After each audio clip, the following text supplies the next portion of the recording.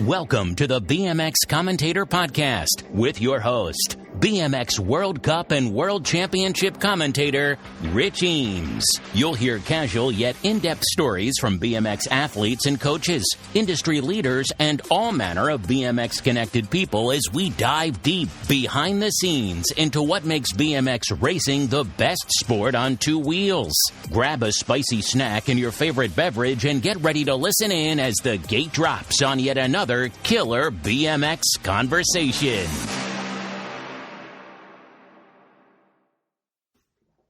All right, we're back with the BMX Commentator Podcast and a guest I am delighted to have on board. Team GB, world number 6 in 2023, but most importantly, one of the nicest guys in BMX, Mr. Ross Cullen. Welcome to the podcast. No worries, thanks for having me, Rich. It's a pleasure to join you. Yeah, delighted to have you on board. You are one of my most requested guests from outside of, like, the sphere, so to speak. When people say to me, who are you having on, your name comes up more often than not. Well, we've finally got around to it. We've talked about it for a while, haven't we? But I think with the busy end of the year, shall we say, it's good to finally get here and debrief what's happened. Yeah, absolutely. So let's start with the Olympics because, you know, it wasn't that long ago. Paris 2024, the purple turns of doom, all that kind of stuff. How was the Olympics for you? It was great. I mean, to start off, them purple turns, it was so aesthetic. From when we went there on the training camp and the test event, when we got to the Olympics, it was like a different venue. And the atmosphere in there was electric. It was absolutely fantastic, and it was something I'll never forget. I think it is a big old thing, isn't it, the Olympics? It's a pinnacle of elite sport, but when you break it down, it's just another bike race at the end of the day. And there was some great bike racing there, I must say. If we start with our guys, Kai obviously got really unlucky. He took a crash in day 2, but luckily walked away okay, such was nothing broken. And Beth, she was absolutely riding her heart out. I think she won 6 out of 7 laps, but unfortunately it was the final that didn't go her way. But I think we can be proud with how we turned up and what form we turned up in. Yeah, absolutely, because your form leading into the Olympics was nothing short of spectacular. You won the test events.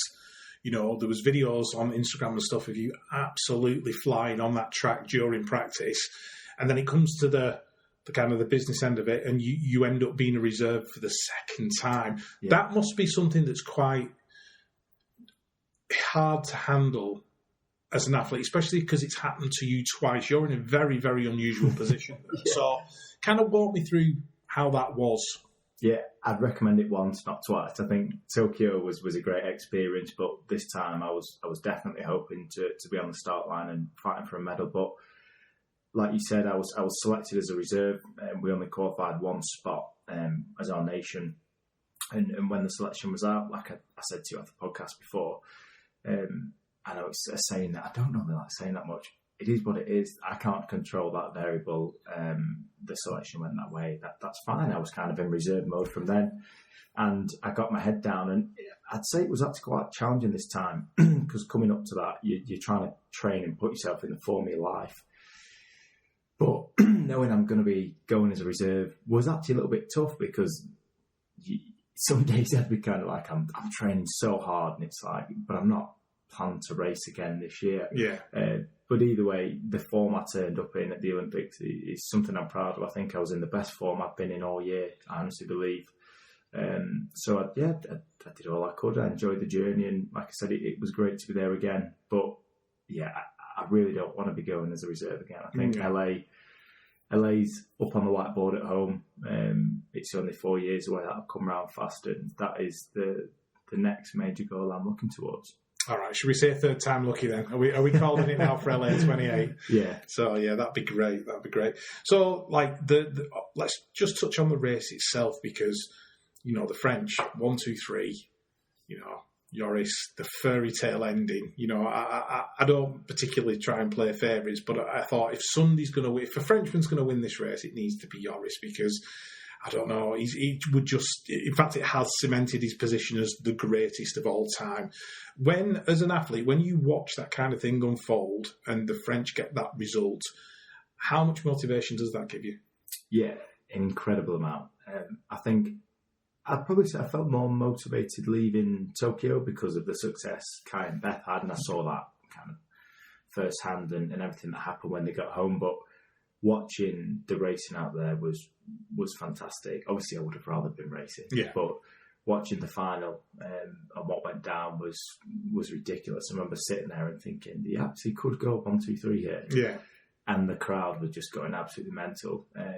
And yeah, it was really special. I think it was great for the sport as well. I think after every Olympics, BMX has a bit of a boost. It has some coverage it doesn't normally get on TV and social media. So if anything, I think it'll be great for the sport and especially great for French BMX, which I don't think they need. They seem to have quite a lot of fast guys at the minute, so we may not need that, but good exposure is always wanted. Yeah, absolutely. When they've got enough riders for 2 teams, let alone one, they're doing something right over there. So let's kind of go back a little bit further then to kind of like that 2-year qualification process, because the World Cup's 2024, you had some great results, podium in Australia, in Brisbane.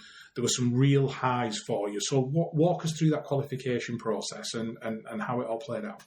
Yeah, so I think I had a great winter of training coming into this season, and the fire that was lit was pretty big. I came off some great results last year, but also some not so great results, and I felt like I was capable of a lot more. And as I came into that winter, the first thing that went up on the whiteboard was Glasgow World Championships. That was the main goal coming into 2023. But obviously, throughout that season, there were some massive highs and there were some massive lows. Like I said, the highs were winning my first European round in Zolder. Obviously, the World Championships. So I had some good races with Quillen at the indoor series in Tours earlier that year, which was great. But the lows were going out in 8s at World Cups, kind of thinking after a race weekend, is this something I really want to continue doing? For example, at Papendal, I remember Mum and Dad flew over there to watch me, which is probably the first time they've watched me at World Cup. And I had my worst World Cup weekend I'd had to date. I really wasn't riding like myself, and it absolutely crumbled me, but I kind of picked the strength up and got the motivation to get back on it. And a couple of months later, I was on the gate on a World Championships final in Glasgow in front of the home crowd, and Mum, Dad and my girlfriend were there watching with some friends, and it was fantastic. And it's frightening to think in our sport, the difference between the peak and the trough in such a short period of time is pretty frightening. Yeah, so like you said, from that low in Papendal to the high of the Glasgow World Championship final, how does a rider pick themselves up from that and go from there to there? To be honest with you, I think in that short period of time, physically, I knew I couldn't do too much. A lot of what I worked on in that period of time was my mental prep and my belief in my confidence and just sharpening the tools. I had a saying at that period, and this is actually kind of what I was writing down every night in my journal, was I didn't want to change any of the tools in my drawer. I just wanted to sharpen them. And that was kind of what I kept coming back to daily was, I can't change massively, but I can improve the 1% every day. And that's kind of what I focused on. I went out to Sarian and did some training out there on a different track in a different environment with some great riders. And I think it all played a part of what we saw in Glasgow. And that was the first time in my elite career I've actually come away from a race with great belief in myself and a bit of relief as well, thinking, I've done it. Do you know what I mean? I can do it. So that was the first race I've ever had in my elite career that I left it feeling satisfied, I'd say. Yeah. It's because obviously you're performing in front of the home fans, even though a certain BMX commentator called you as 4th across the line instead of 6th. So that was a slightly embarrassing mistake. In fairness for you, there was that many Frenchies up at the front. You probably all blended together anyway. Yeah, pretty much. So let's go through that day then in Glasgow. Let's start at the beginning there. How did that play out for you? Did you kind of go in going, right, I know I've got it today, I'm on it, etc., or was it kind of a gradual build up across the day to get to the final?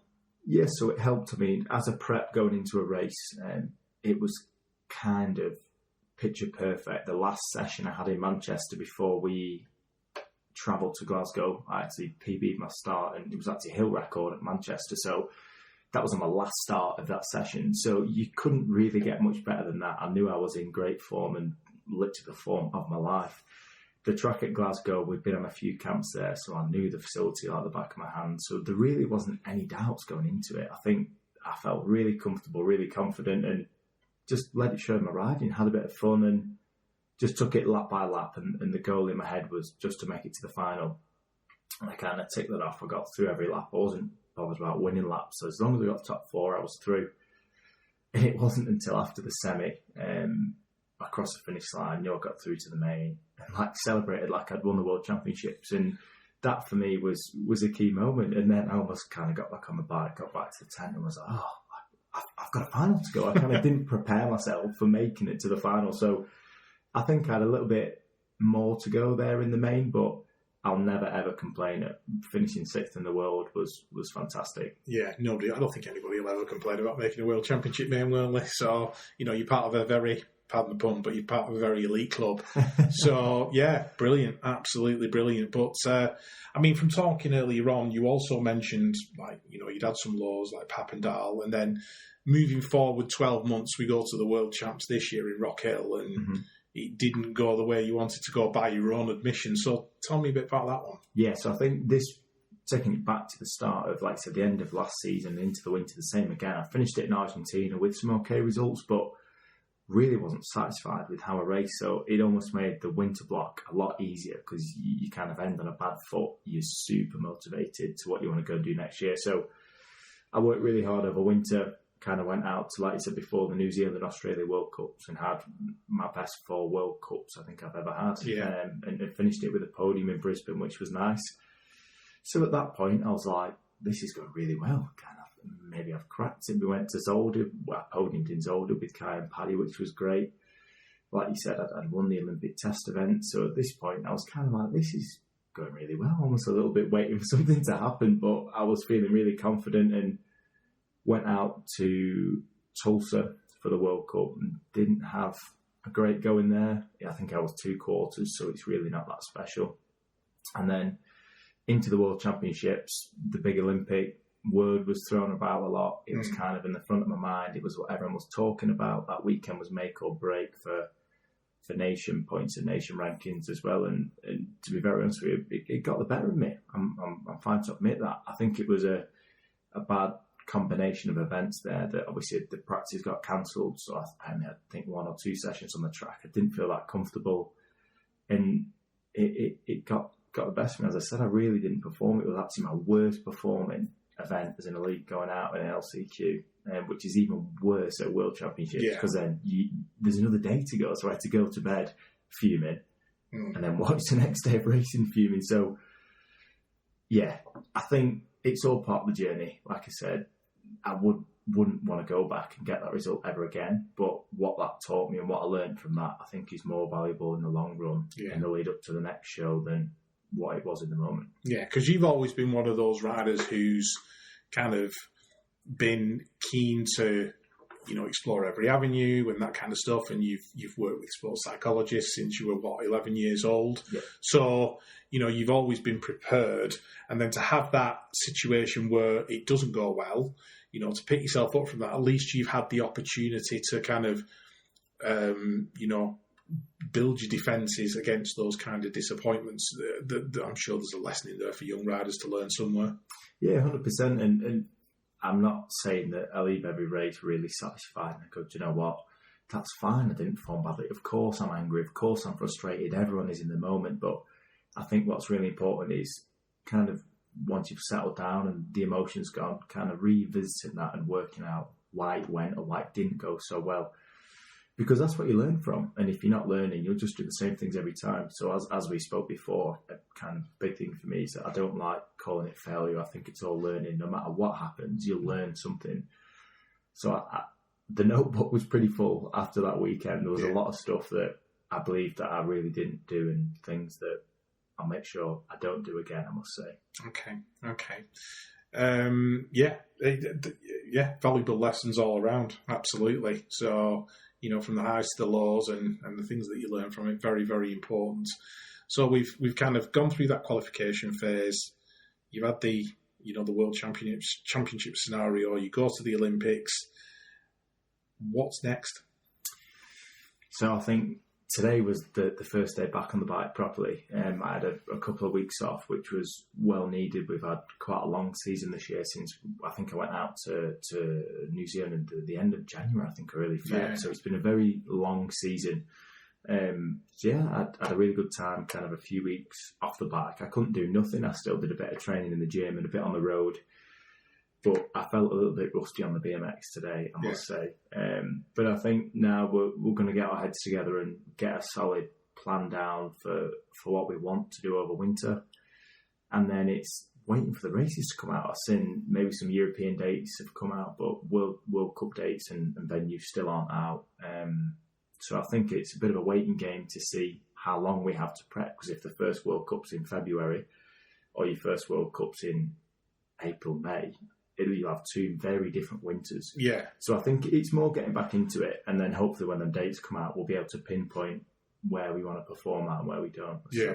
I'm sure you've got some races that you, obviously the World Championships being one of them, but I'm sure when that calendar does come out, you'll be going, right, I want to perform at that race, I want to perform at that race, I want to perform at that race.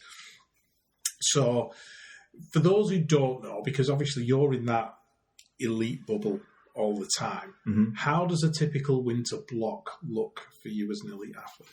So I think it's changed. I've done quite very different winters the past few, but taking it back to quite a simple one is there's a training routine I really like throughout winter, which is we work off double days. So we class a double days gym and track. So it could be gym in the morning, track in the afternoon, or vice versa.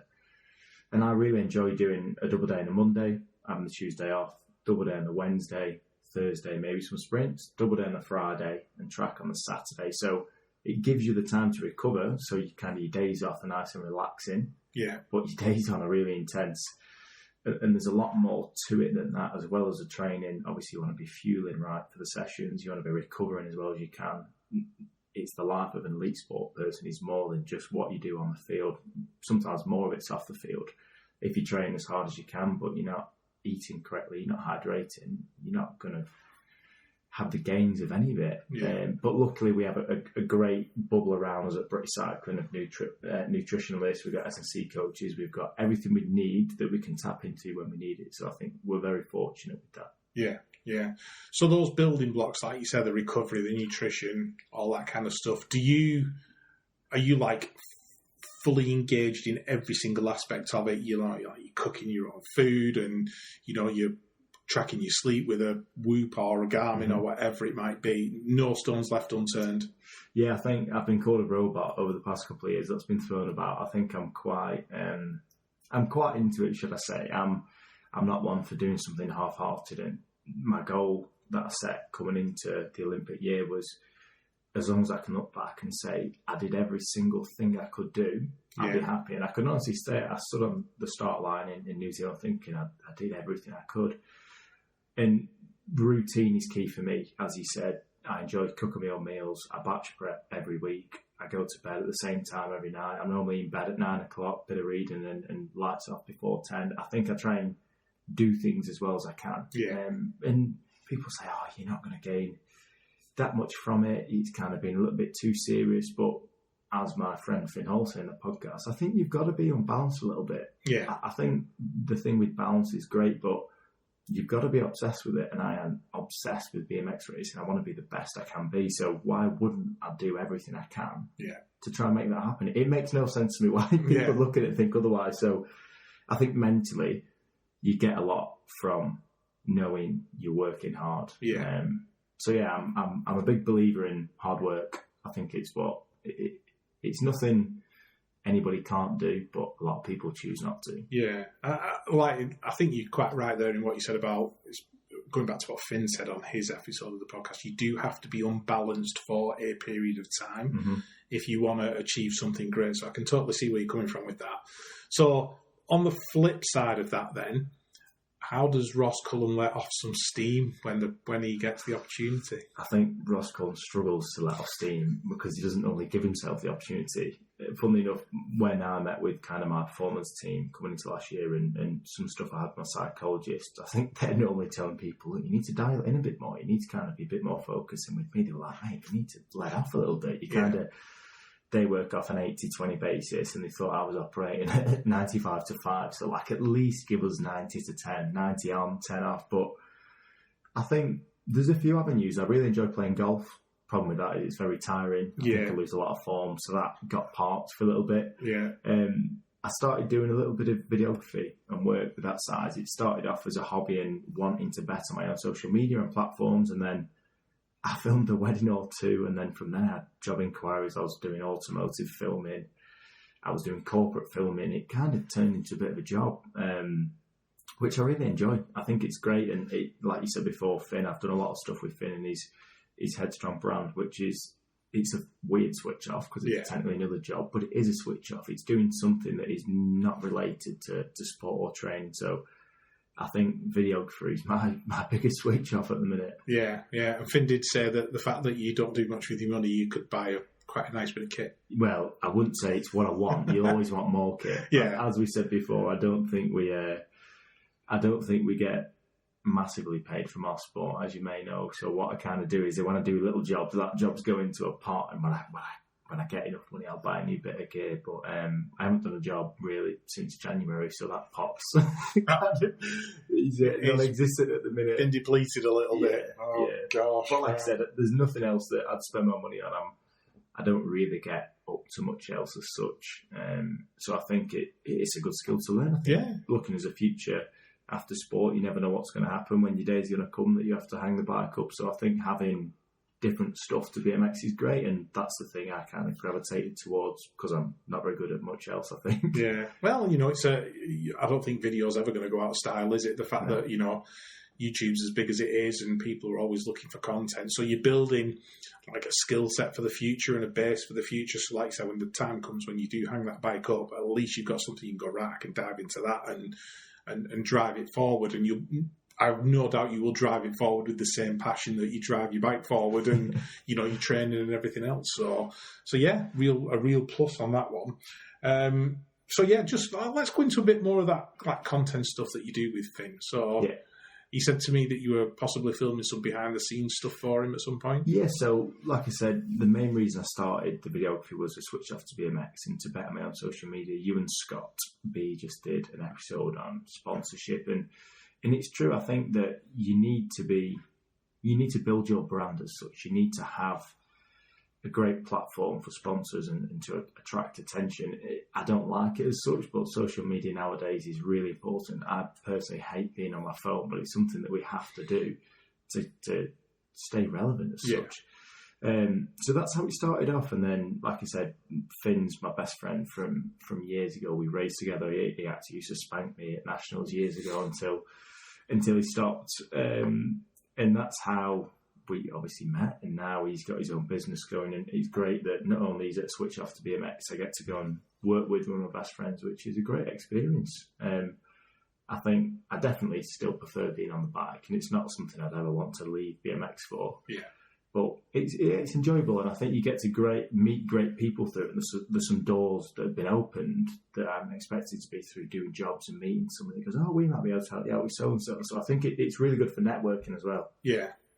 Absolutely. That probably leads quite easily into the whole sponsors situation because, you've been lucky enough to work with some amazing brands, most recently BMW. Yeah. So tell me a little bit about that. Yeah, so I'm super grateful to be a partner and a friend of theirs. So I was an ambassador of BMW UK, or I have been for, I think, over a year now. So they put me through my motorbike licence, much to my mum's despair, and got me a motorbike and kitted me out. And it really helped with commutes to training and kind of spicing up my travel a little bit. I drive to Manchester probably 4 or 5 times a week from Preston, which is quite a lot of driving. So being on the motorbike some days kind of helps free your brain a little bit. And then very recently, as you noticed, the BMW UK very kindly provided me with a car, which definitely helps, especially coming up to winter. I think the Golf I was driving for the past few years didn't have heated seats, so in winter I was turning up with a bit of a stiff back, so I have no excuses this year at all. But no, I'm really grateful, and it's great to be associated with such a brand. Yeah, because I've referred to you as being a professional BMXer since you were 12, because you always, even in the FTB days, when you were a little kid, you turned up, the kit was always looking absolutely on point, the bike was always looking on point, you were the consummate professional, you were nice to the little kids, all the parents went, that Ross Cullen, he's a lovely lad. So you've been kind of, not a poster boy, that's probably the wrong way, but you've always been, for me, an example of how an athlete should present themselves. Yeah. Obviously, that's transferred into now and your current career and that kind of thing.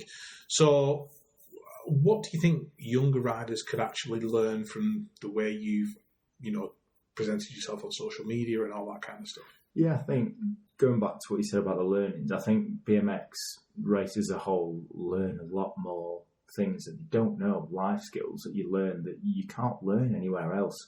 So I think it is great for that. For example, general meeting different people from around the world, building your network. It's stuff that can correlate into business quite well. So I think they learn great attributes and skills anyway. But things that I always tried to do as a kid, which comes from a great upbringing from my parents, was always turn up and try and look clean and professional. So my dad used to make me clean my own bike. I used to, obviously didn't wash my clothes, that was definitely mum's job. Yeah. But we always used to make sure we rocked up in fresh kit, we had a clean bike, that everything, if I had any sponsors, like you said, FTB at the time, did I have the correct stickers on my helmet? Was I wearing the correct kit? And it sounds daft to some people, but I think it teaches you how to be a professional, and especially for the young kids out there, it teaches them values that they need to take into life. If you work in office 9 till 5 and you're meant to be in a suit and you rock up in a tracksuit, obviously they're not going to be best happy. I think it's the same in our sport. The better you present yourself, the more attraction you'll get. Yeah, absolutely. And I've just learned that professionally as well, because we're completely diving off into a totally different topic, but I've just completely altered my work wardrobe. And the amount of comments I've had on it is unreal. Honestly, walking into meetings, people going, "Oh my God, you look different." And it's I've been out and spent a bit of money and bought some new kit. And there's nothing a spray perfume can't fix. No, absolutely. If I could just sort out my bald head, that'd be amazing. It works kind of like, in all angles. I'm taking it to a professional level with my job. You take it to a professional level with your job, quote unquote.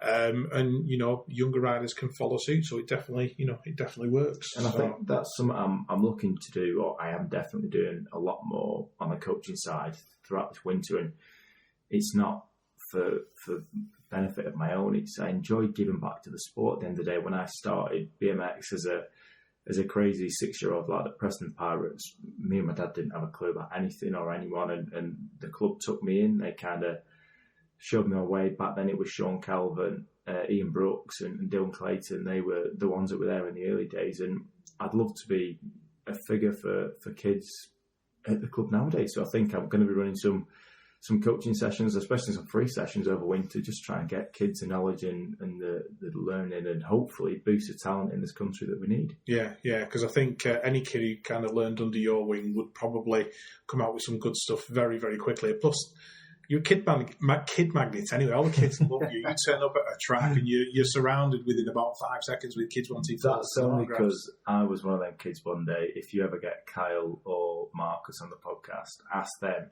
what I was like back in the early days, because they always tell me stories of they'd pull up at Preston and before they'd even got the window down, I was knocking on it trying to speak to them. I think I was a bit of a nut job as a kid, but I think you've got to be, to do anything well in our sport, you've got to have that bit of a crazy side to you. Yeah, because lots of people are doing the coaching thing at the minute. Quillen's doing quite a bit. He's going on a coaching tour. Obviously it's an opportunity to kind of up the coffers a little bit and earn a little bit of money, but like you say, it's an opportunity for you to give back to the sport that's raised you, basically. So yeah, it works on both sides. Yeah, and I think there's plenty of ways we can do that. For example, I'm going to try and make a conscious effort to attend more nationals next year, and I think we should be doing, because when I was younger, we had those key riders and those elite guys at nationals that we looked up to. And unfortunately, sometimes our calendars do clash. And for example, if there's a national a week before a World Cup, you're probably not going to be there because you're already at the World Cup. But if it's a time that we've not got much on, I can make it. I do kind of want to start doing the national circuit as well, because it's something I've fallen out of the habit of doing the past few years. If they've not been at Manchester, I've not bothered going, and I've realised that it won't do me any harm. We get to more training laps. It keeps the kids happy, and it's great for the sport. So I think going into next year, I'd like to see myself at a few more nationals, as long as it doesn't tip it down like it did at Mills this year. That'll make it not so fun. Yeah, absolutely. Did because like just leaning into that a little bit more, you came to the Brits. Yeah, you raced the Brits. Yeah, and I don't think we've seen you at the Brits for a while. No, that was my first British champ since, I want to say, 2018. I think it was at Blackpool. I've been injured a couple of times since, and the other years, that's kind of been our up. Like, it always seems to fall just after you've been off for a period of time. Yeah. Which it did this time. And if I'm going to be very honest with you, I didn't really have the itch to come and race for my benefit. So especially after the season we'd had, I was enjoying a little bit of time off. But I came more for the reason that I think it'd be great for the sport and the kids. So I kind of headed out to the British Champs. And I thought it was great. I haven't been to a Brits in, like I said, 5 or 6 years. And it's different to any national. It's got a different feeling to it. And I honestly had a great time. I said to Mum down the way, I thought it was a right laugh, even though I may have rode like a bit of a donkey in the final. That shows the weak side off the bike. That shows maybe I should have actually done some training leading up to it. But it was a great experience. And I think if the Brits are on next year and I'm free, 100% I'm going to be back. I realise how much I've missed that UK scene of racing. Yeah. And I did catch up with your mum and dad as well after the Brits, and it was lovely to see them as always. I always get some great conversation out of mum and dad. They're your biggest fans, and also they're a pleasure to kind of chat to at the races. So I actually just want to touch on the support you've had from your dad, and he's fully in there with what you do. And you were telling me before that he's turning into a bit of an athlete himself. Yeah, he's going to be in better shape than me soon. I think as a family we were always a very healthy and sporty family. So mum and dad have always been. That's how I got into BMX. We was always out on bike rides. We always used to enjoy the sports side of things, and we've always been an active family. So now my dad and my mum are back into it. They're both going to the gym probably 4 or 5 times a week. My dad's running to the gym. He's riding to work every day.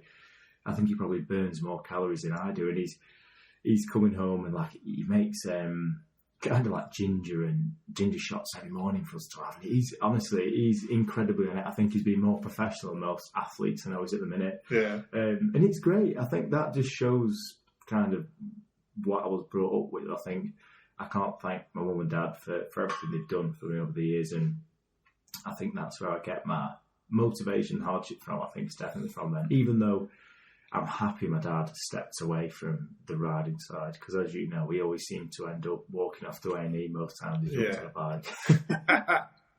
Well, I could probably do that myself if I got back on our road on Saturday at Plattfield for the first time in a long time, and I felt terrible.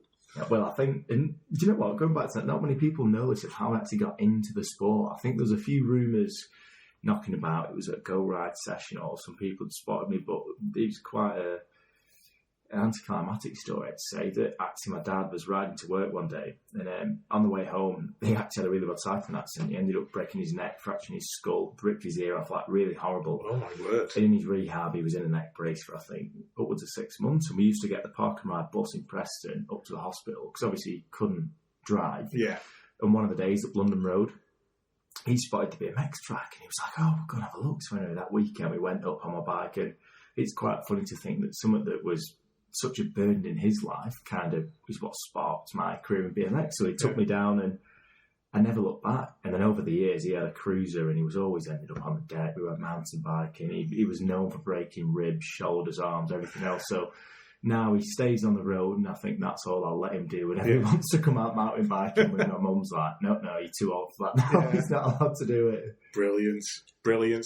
So those early days at Preston Pirates, then, what were your favourite memories of that? I think how we used to train. I mean, I think we used to get absolutely savaged, whether it was Ian's intensive sessions or it was the stuff that we used to do with Dylan at Plattfields, as kind of the group we had. I remember sometimes, I think I was fitter back then than I was now. We got worked so hard. But more importantly, I think my standout memory from that was the summer camps we used to do back then. I think there was a great group of riders at the club. There was myself, Finn Hall, Ewan Hunt, Jacob Watkinson, obviously the Brooksy brothers. You had Ross Sharp, George Hawker was still around at that time. There was so many good riders that I think Preston produced. It's mental. Yeah. And just growing up riding my bike, my mum and dad used to have to drag me off the track. I think I've always loved BMX and always will, but back then I think just having no worries, nothing about I have to perform here and there, just going out and riding my bike on an evening. You can't beat it to this day, I don't think. Yeah, absolutely. That's the fun that my kid's having at the minute. He's at that same point as well, and if he gets as far as you did, so much the better. But there's no pressure on him to do so. Growing up as a kid, like obviously you raced Brits at places like Cheddar and that kind of stuff. My favourite spot. Yeah, tell me a little bit about a Cheddar Brits. Yeah, so I think, and I honestly think that the UK national scene has changed a little bit from then. I think growing up on that, maybe it's because I was young, but they always felt like way bigger events back then. I think it was because I was a lot smaller.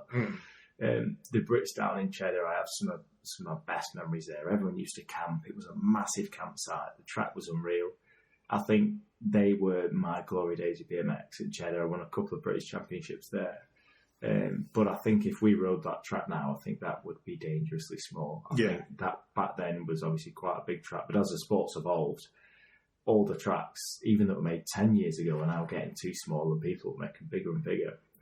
But yeah, I think we did a few at Burnham as well, the Nationals down there, all them tracks. I think we need to revisit them. I think we seem to be going to the same venues now. There must be other tracks that can kind of hold Nationals, and I'd love to see different tracks getting Nationals for sure. Yeah, I think it's not even about the actual tracks now. I think it's about the infrastructure around it. Because like I said, we're at a point where the sport is growing, and we've just had a Brits with 1,400 riders, and that's not happened since, like, I don't know, the 80s or something ridiculous like that. So, yeah, we're getting to a point where the facilities need to be able to cope, and that's probably part of the reason we've been back to Derby so many times. So, on the subject of tracks, what makes a good track for you? What do you like? I think, for me, people always ask me this. I have to say the corners. I think corners make or break a BMX track. I think you can have a great track, but you put bad corners on it and it ruins it. Whether that means the slippy, the not holding off the flat, whatever it is. Yeah. I think it sounds daft, but I think they're like a main part of the track. For me, my favourite track, not because I perform there, this is what everyone says, is Glasgow. I think from the moment I rode that track, there was something about it. I just loved how technical and how challenging it was. Nowadays, it's not very often we get to go to a track and we're like, oh, like that. We don't like that. And it takes us a few runs to get used to it. And if you remember the first model of Glasgow before they changed it for the World Champs, that was pretty savage. Yeah, it was. And I really enjoyed it. I think I enjoy a challenge, and that for me it will always be a great track. And obviously after the World Championships, it holds well in my heart. So I think a few training camps there before the weather gets too bad is on the list. I'm hopefully looking at getting up there in the next week or two. And going up there. The same with Cardiff, just rode the new track in Cardiff. Oh, right, okay. What did you think of that? I thought it was fantastic. I'd heard mixed things about it, but I went and I thought it was a facility. I thought it was great. They have a 2-man sprint gate. Obviously, they have a full supercross track with a 5-metre hill. And I really enjoyed it. Honestly, I spent 2 days there doing a bit of riding and some coaching, and I thought it was great. I honestly did really enjoy riding my bike there. So, yeah, I can't really give you any juicy gossip because I thought it was really good. I think it's a great facility, and I'd love to see them having some big events in the next few years. Yeah. And going back to what you were saying about Glasgow as well, and liking that, the first thing that sprang to my mind was that line on the third straight. Oh, yeah, I think that was my most viral Instagram clip, I think. And yeah, I think we talked about that on the camp before, and everyone, including coach, was like, no. Like, that's not going to happen. And when I was trying it on the day, everyone was like, oh, it's pointless. Like, you're either going to end up hurting yourself or you're never going to do it. And I think I'd done 4 or 5 runs, and I said, right, do you know what? I'll just try one more. And everyone was like, right, here we go. It's not going to happen. And anyway, by chance, I did it. And everyone was like, that was incredible. And I was like, I told you guys. I've been telling them for, like, I think 6 weeks it was possible. But yeah, that'll go up there thinking one of the best lines I'll ever do. I wish I could have brought it out in racing. That would have been absolutely incredible. Leading out a lap. I'd probably end up either over the back or the front end of the bike, heavily winded. So I'm happy I didn't ruin my world champs in that way. Yeah, that's good. Well, you did the right thing because it worked out with the worlds in the end. So I'm looking forward on world champs next year's at Copenhagen. So that was actually my first ever world championships in 2011. Me and my dad went to Copenhagen, and I finished 4th, actually. So I think that is exciting. I'm not very superstitious, but Next year is Copenhagen. The World Champs was my first World Champs, and the European Champs are in Latvia. And obviously, the first time I rode there was in junior, where I took the title. So I think there's some numbers buzzing in the head. Yeah, absolutely. But I believe Copenhagen's had a rebuild. It has, but it doesn't matter. It's still on the same track. So I'll keep that one, and I'm looking forward to it. I've not actually been there, so hopefully, I'm going to look at doing a few camps out there myself before the racing. It'd be really good to get out there and get a feel for it, because a big thing for me is I enjoy feeling comfortable at places. I think it takes me a few sessions to really be confident on a track. So learning from this year, for example, at Rock Hill, I'd never ridden that track before. The practice sessions got cancelled. Really? You've not ridden Rock Hill before that? Well, in 2016, but obviously off the small side. So I've never ridden that Supercross track, and it was probably one of the only places that I went that I'd not ridden. So I see a little trend with myself that I like to know a track. So I think learning from this year and the previous years, I want to get out there and try and do a few training camps and give myself the best shot, because, like I said, that is going to be one of the main races next year. It's going to feel weird now. We're not scoring points for anything as such. You're just going to get to race your bike, and I'm really excited for it. And I think Copenhagen Worlds is the one race I've got on the whiteboard, counting down the days, actually. Yeah, good. Are there any other tracks kind of globally that really tick a box for you? I'm trying to think of tracks I enjoyed. Weirdly, and this is a very weird one, we went to Nashville this year for the Music City Nationals. Yeah, the drag strip. Yeah, and looking at that track, I would have thought it wouldn't really do much for me, but there was something about that first straight that was incredible. That was one of them tracks that I could have just done gate after gate after gate. I've never ridden anything like it before, and that honestly was one of my standout trips of the year, was going to my first USA BMX National and experiencing that was fantastic. But yeah, that track was great. I think when it started to rain, the corners got fairly slippy. Yeah. But when we were riding there the week up to it in the dry, it was fantastic. And also Tulsa on that track. Tulsa's, it's like Manchester, really, isn't it? It's quite taut, quite tight and short.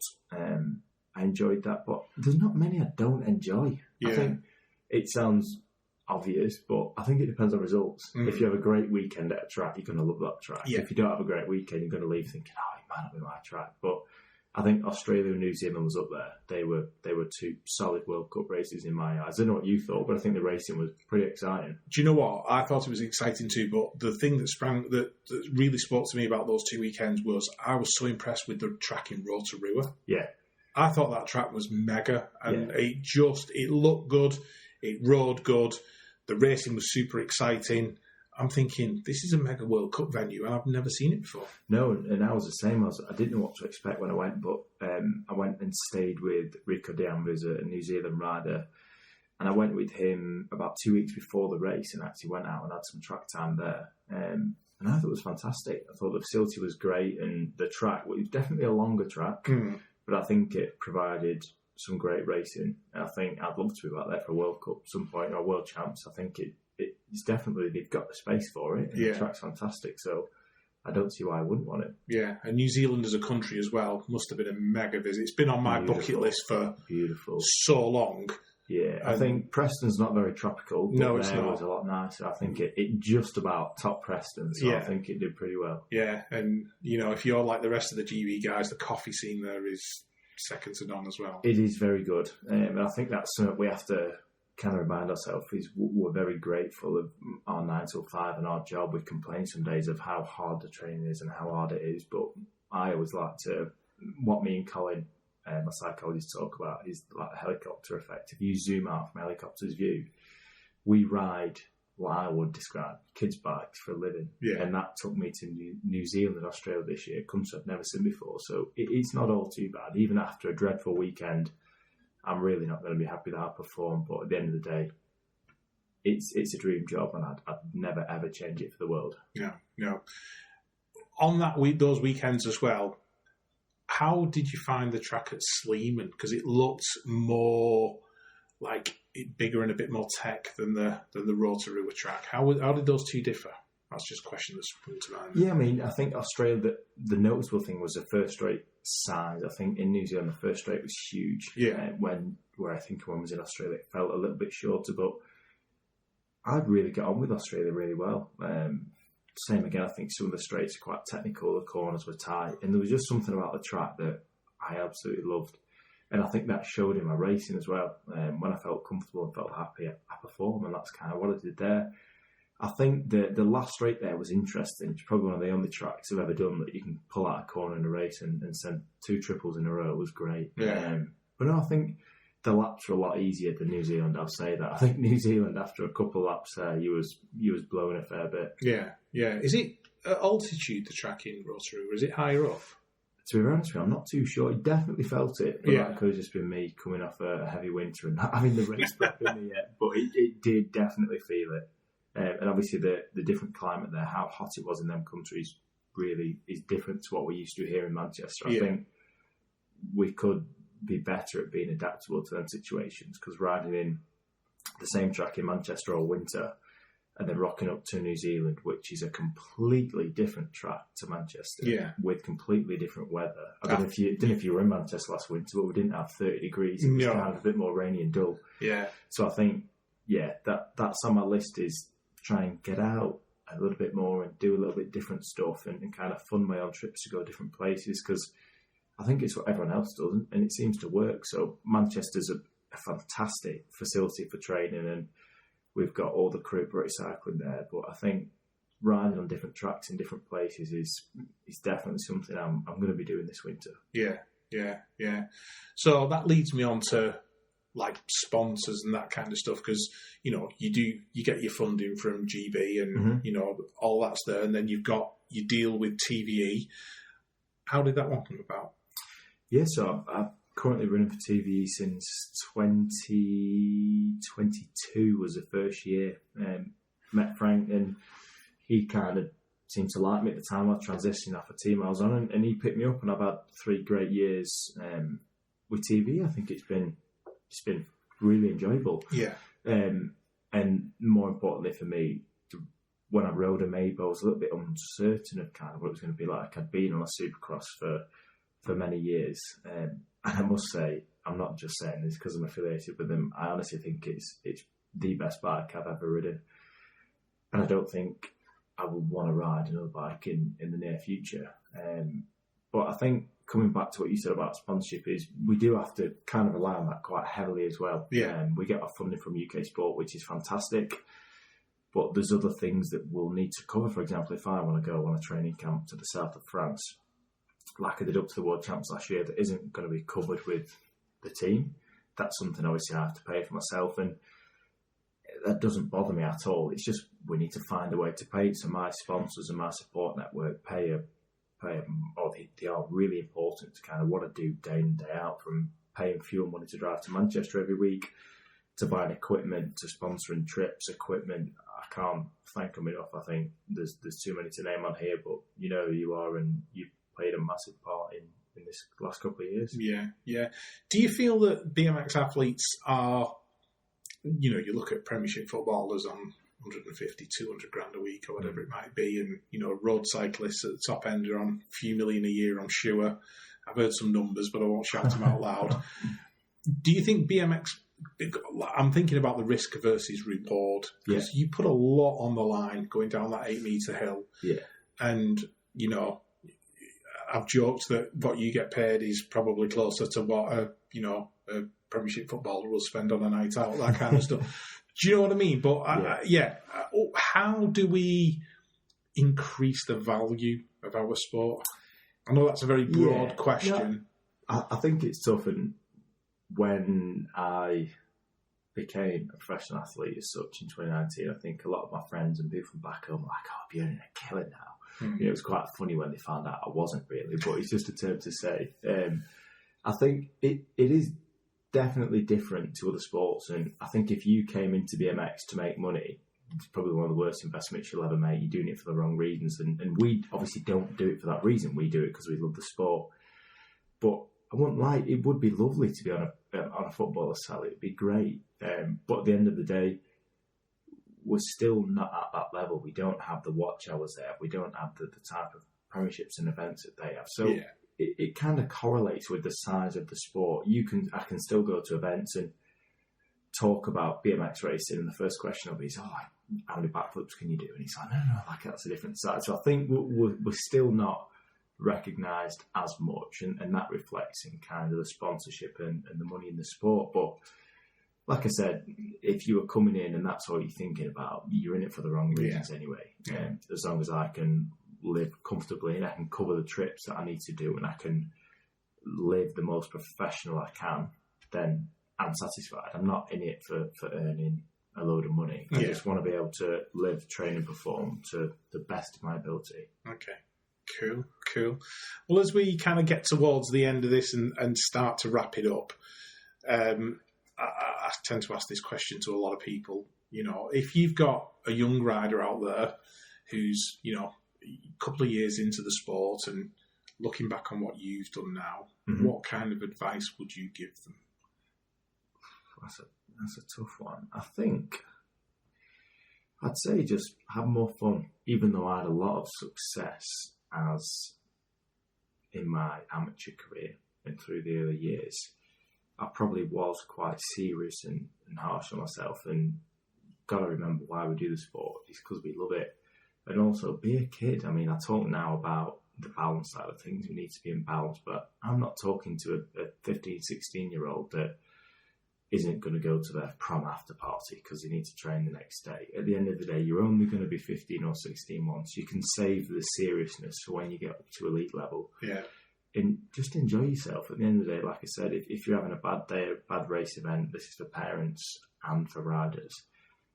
I do it every time. I tell myself, I am racing a kid's bike. It's not the end of the world. There's much worse things going on globally than me going out in semis at a World Cup. So I think just kind of be grateful for where you are and what you're doing, and don't take it too seriously. Yeah. I think it's, you know, a phenomenal attitude to have. So yeah, it's I'm glad that you share it as well. It's probably one of the most important things to remember, I would suppose. So, as like, you know, just before I wrap this up, then, what does the future hold for Ross Cullen? What ideally, what would you like to happen? So, like we spoke about before, the main goal for me at the moment is LA. That's in the front of the mind. I think it's even more prominent because obviously we've just had the Olympics, but that's going to stay kind of my main goal. Is I want to be medal competitive there, and I'd love to win a medal. But in the meantime, we've got 3 years before that season comes, and after my success at Glasgow, I'd love to be up there, kind of in the final, fighting for a podium at the World Championships next year would be great. And carrying on building them blocks, I think we talk about it as kind of building that wall. You're stacking it brick by brick. I think the more bricks you stack, the bigger and stronger the wall gets. So by LA, I'd like to think I'll have a pretty big wall. And in the meantime, just try and keep performing as well as I can. I want to be on as many podiums as I can and enjoy the journey while it lasts. Okay, so build the wall, enjoy the journey. Fantastic. I think it's a good place to wrap it up. Ross Cullen, Team GB, but most importantly, BMXer. Thank you so much. Really appreciate it. Thanks for listening to the BMX Commentator Podcast, the raddest thing to come out of Wigan since Pools Pies and the A49. Don't forget to hit the follow button wherever you get your podcasts, and be sure to share this episode on your social media channels. To get in touch with the show, drop an Instagram DM to @BMX Commentator. Now, get your ass out to the BMX track and get racing. We'll see you for another show very soon.